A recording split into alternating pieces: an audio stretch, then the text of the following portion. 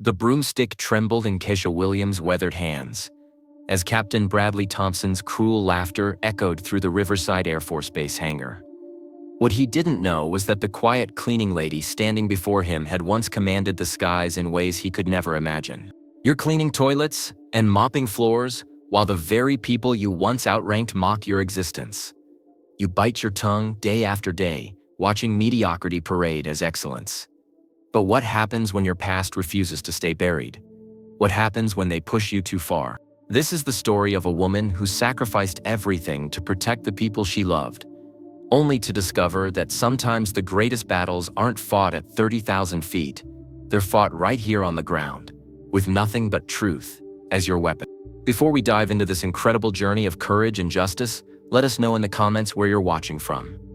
And don't forget to like, share, and subscribe to the channel, because tomorrow at the same time we'll bring you another story of Black people leading the way that you won't want to miss. Let's give our beloved cleaning lady a lesson in humility, Captain Bradley Thompson announced, his voice dripping with contempt as he pointed directly at Kesha Williams. The polished buttons on his uniform caught the harsh fluorescent lights of the hangar. How about we show her what it's like to sit in the seat of real pilots? The cruel laughter of the other officers filled the cold morning air.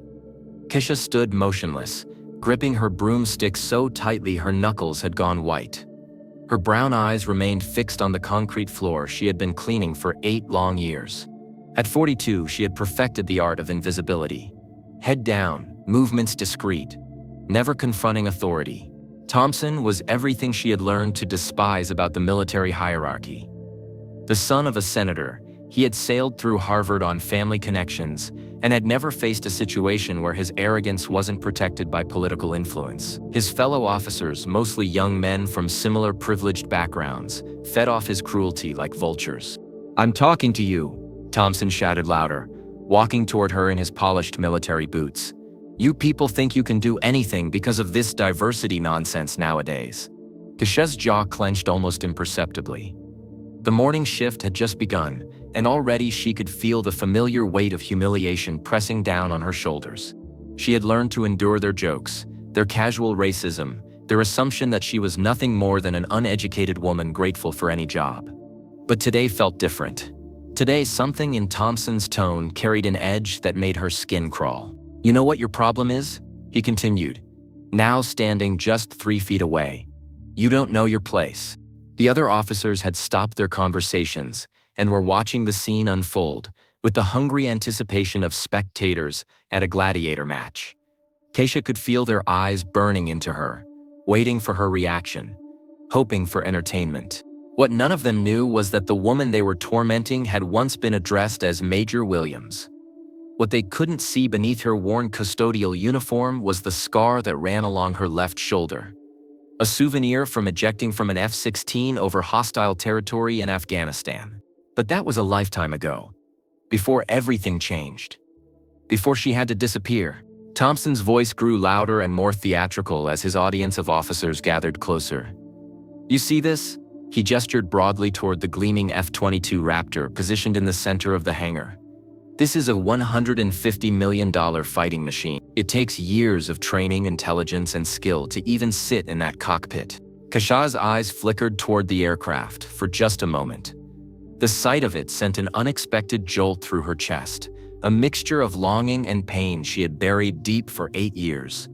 The Raptor was beautiful, deadly, and familiar in ways that made her heart race. "But you," Thompson continued, his finger now inches from her face, "you wouldn't know the first thing about flying, would you? Probably never even been on a commercial flight." The laughter grew louder. Someone in the back made a comment about cleaning the cockpit instead of flying it, and the group erupted again. Kesha's mind drifted to another hangar. Another time.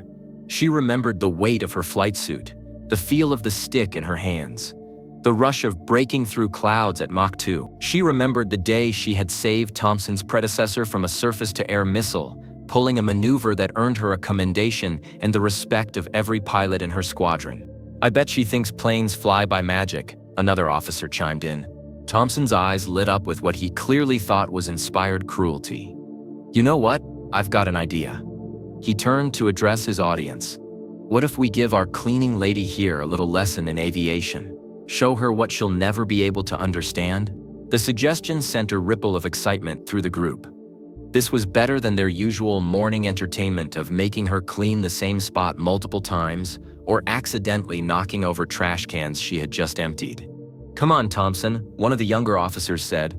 "That's going too far, even for you."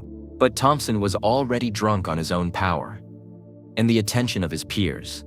No, this is perfect. We'll put her in the simulator. Let her see what real work looks like. Maybe she'll gain some appreciation for what we do here." Kesha's grip on the broomstick tightened further. The simulator. If they put her in there, if they made her touch those controls, there would be no hiding anymore. 8 years of carefully constructed invisibility would crumble in an instant. She had to find a way out of this, without revealing who she really was. But Thompson had already made up his mind, and his voice carried the finality of someone used to being obeyed. "Come on, don't be shy," Thompson taunted as he gestured toward the flight simulator tucked into the corner of the hangar. The machine was a perfect replica of an F-22 cockpit, complete with every gauge, switch, and display that the real aircraft contained. "Time for your flying lesson." Kesha's heart hammered against her ribs as she was ushered forward by the group of laughing officers. The simulator represented everything she had lost, everything she had been forced to give up. But more dangerously, it represented everything she knew better than any person in this hangar. "Just sit down and try not to break anything," Thompson said, opening the cockpit canopy. "Though I suppose if you did break it, you'd know how to clean it up." The officers roared with laughter again. Kesha stepped up to the simulator, her movements deliberately slow and uncertain. She had to play the part of someone who had never seen the inside of a cockpit before, even though every switch and display was as familiar to her as her own reflection. As she lowered herself into the pilot's seat, muscle memory threatened to betray her. Her hands wanted to automatically adjust the mirrors, check the ejection seat settings, run through the pre-flight checklist that had been drilled into her thousands of times. Instead, she gripped the edges of the seat and stared at the instrument panel with what she hoped looked like confusion. "Look at her," one officer whispered loudly enough for everyone to hear. "She looks like she's afraid it's going to bite her." Thompson climbed up beside the simulator, his face flushed with excitement. "Okay, cleaning lady, let's start simple. See that stick in front of you? That's how you steer the plane. But don't touch it yet. We don't want you crashing before we even start the engines." Every fiber in Kesha's being screamed against the humiliation. She had logged over 2,000 flight hours in aircraft far more complex than this simulator. She had flown combat missions over 3 different theaters of operation. She had been decorated for valor under fire, and had trained pilots who were now squadron commanders. Now, Thompson continued, his voice taking on the exaggerated patience of someone explaining something to a child. "Flying a fighter jet isn't like driving a car. It takes intelligence, reflexes, and years of training. But don't worry, we're not expecting you to actually understand any of this." The crowd pressed closer, phones appearing as some of the officers began recording what they clearly thought would be hilarious footage of the cleaning lady embarrassing herself in the simulator. That's when Kesha made a decision that would change everything. Her hand moved toward the control stick, and for the first time in 8 years, she allowed herself to really look at the instrument panel. Not as Kesha Williams, the janitor, but as Major Kesha Williams, one of the finest fighter pilots the Air Force had ever produced. The moment Kesha's fingers wrapped around the control stick, something profound shifted in the hangar. Her posture straightened almost imperceptibly. Her eyes sharpened, and her hands began moving across the instrument panel with a fluidity that made Thompson's mocking commentary falter mid-sentence. What the one of the officers started to say, but stopped as they watched Kesha's transformation. Without thinking, she had begun the startup sequence. Her left hand found the engine's start switches, while her right hand worked the throttle settings. The simulator's screens came alive as systems initialized, and the familiar hum of turbine engines filled the cockpit. "How did she?" Thompson's voice cracked slightly. "That's not possible. She shouldn't know how to." But Kesha was no longer listening to him. For the first time in 8 years, she was home. The cockpit wrapped around her like a second skin, every switch and display exactly where her trained mind expected it to be. The heads-up display flickered to life, showing flight parameters and system status and the green glow she remembered so well. Her hands moved with practiced precision through the pre-flight checklist. Engine parameters, normal. Navigation systems, online. Weapon systems, armed and ready. The muscle memory was so strong it felt like she had never left. The crowd of officers had fallen completely silent now, watching in stunned disbelief as the woman they had dismissed as an ignorant janitor demonstrated a level of expertise that surpassed most of their own abilities. "Pull back on the stick gently," Thompson said weakly, trying to regain control of the situation he had created. "Not too hard, or you'll—" Kesha pulled the stick back, and to the right in a smooth, controlled movement that sent the simulated aircraft into a perfect climbing turn. The G-force simulation kicked in, and she adjusted her breathing automatically to compensate, a technique that took most pilots months to master. On the main display screen visible to everyone in the hangar, the simulated F-22 soared through virtual clouds with a grace and precision that left no doubt about the skill of its pilot. Kesha banked left, then right, then pulled the aircraft into a barrel roll so perfect it looked like a textbook demonstration. "This isn't happening," one of the younger officers whispered. "She's just a cleaning lady. How is she doing this?" Thompson's face had gone pale. He stepped closer to the simulator, his eyes fixed on Kesha's hands as they worked the controls with an expertise that made his own piloting skills look amateurish by comparison. "Who are you?" he asked, his voice barely above a whisper. But Kesha wasn't ready to answer that question yet. She had tasted the sky again after 8 years on the ground, and she wasn't ready to land. On the screen, the F-22 climbed higher, faster, pushing the envelope in ways that made the watching officers hold their breath. The simulated aircraft screamed through the virtual sky at Mach 2.5, executing maneuvers that pushed the very limits of what the F-22 was capable of. Kesha's hands moved across the controls like a concert pianist performing a piece she had mastered decades ago, each movement precise, deliberate, and devastatingly effective. "Impossible," Thompson breathed, watching the display screen in horror and fascination. "No one flies like that. Not even our best pilots." The other officers pressed closer, their earlier laughter replaced by stunned silence. On the screen, Kesha had engaged the simulator's combat mode, and virtual enemy aircraft were appearing on the horizon. Without hesitation, she banked hard left, diving toward the deck in an evasive maneuver that brought gasps from the watching crowd. "She's gonna crash," someone whispered. "She's flying too low too fast." But Kesha wasn't crashing. She was hunting. The first enemy aircraft appeared in her crosshairs, and she squeezed the trigger with the calm precision of someone who had done this for real. Under fire, with lives depending on her accuracy, the virtual missile found its target, and the enemy fighter exploded in a brilliant fireball. 2 more enemy aircraft vectored in from her 6 o'clock. Without panic, without hesitation, Kesha pulled the stick back and kicked the rudder hard right, executing a textbook split-S maneuver that brought her around behind her pursuers. 2 more missiles, 2 more kills. The simulation ended with 5 enemy aircraft destroyed and 0 damage to her own plane. The hangar fell into complete silence except for the whir of the simulator's cooling fans. Kesha sat in the cockpit for a long moment, her hands still on the controls, her eyes closed. When she finally looked up, she saw a circle of faces staring at her with expressions ranging from shock to fear to something approaching awe.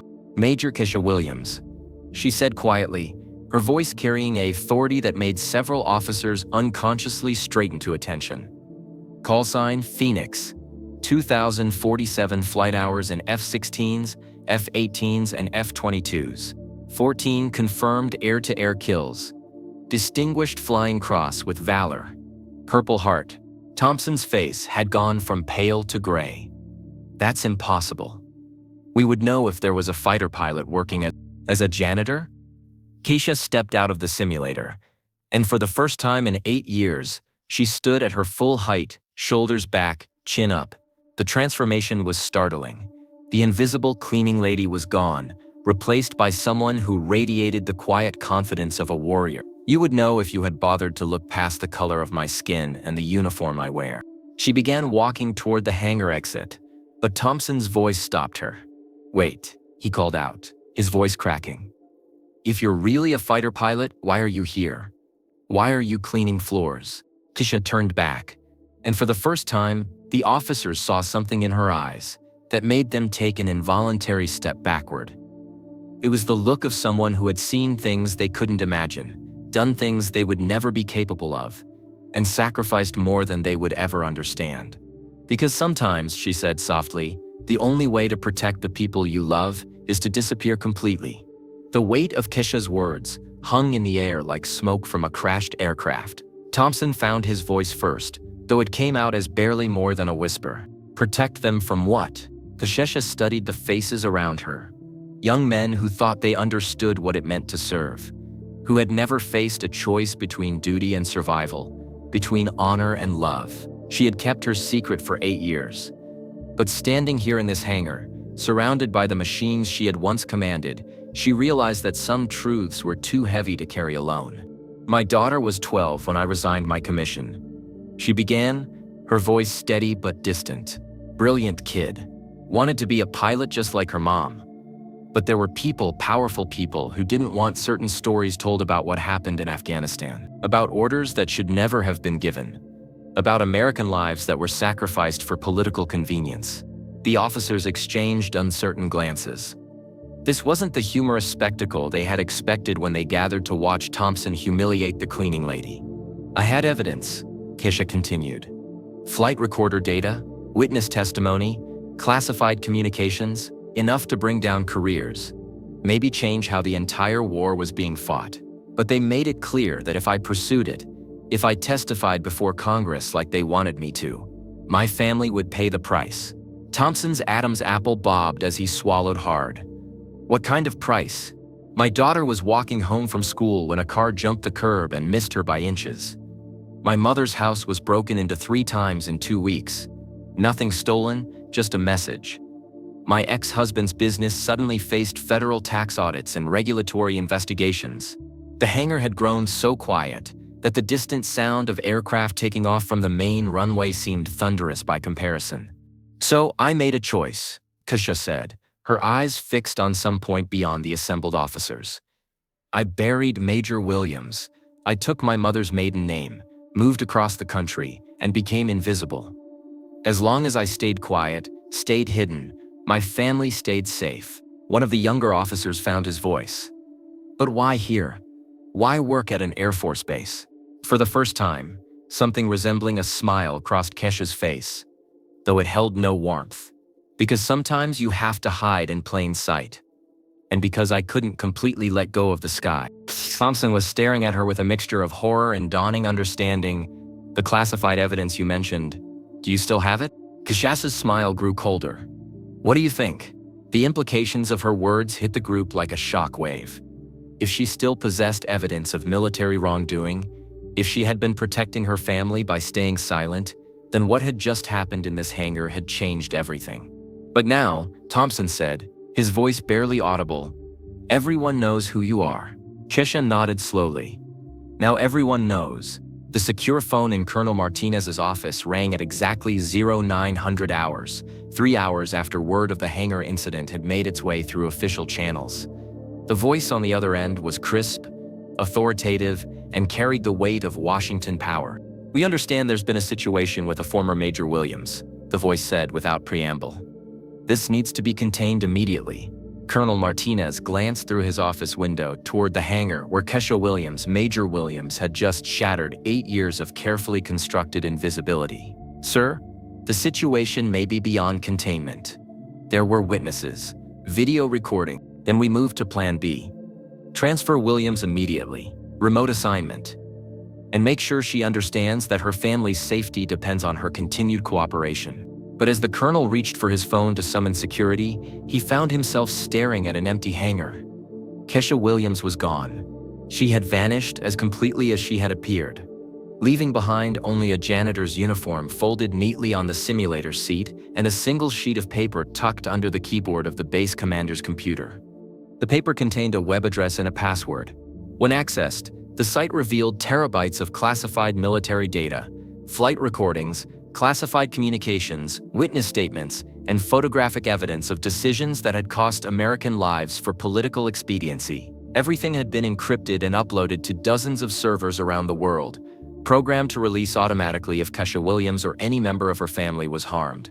At the bottom of the first page was a simple message: Major Kesha Williams, call sign Phoenix, reporting for duty. The truth has wings, and it's time to fly. By noon, news networks across the country were reporting on the Phoenix Files, the largest military whistleblower leak in decades. By evening, congressional hearings were being scheduled, careers were ending, and the woman who had spent 8 years invisible was on every television screen in America. Thompson found himself called before a military tribunal, not for his treatment of a janitor, but for his role in a cover-up he hadn't even known existed. As he sat in the witness chair, facing questions about classified operations he had never been cleared to know about, he realized the magnitude of his mistake. He had thought he was humiliating a cleaning lady. Instead, he had awakened a phoenix. And now, finally, after 8 years of silence, Major Kesha Williams was ready to soar again, not just through the sky but toward the truth that could no longer be contained. The last anyone saw of her was security footage from Reagan National Airport, where a woman in a crisp business suit walked confidently toward the departure gate. Her destination was listed as Washington, D.C., where she had a date with a congressional committee that was very eager to hear what the Phoenix had to say. Some secrets are meant to stay buried. Others are meant to rise from the ashes and change the world. Major Kesha Williams had spent 8 years learning the difference.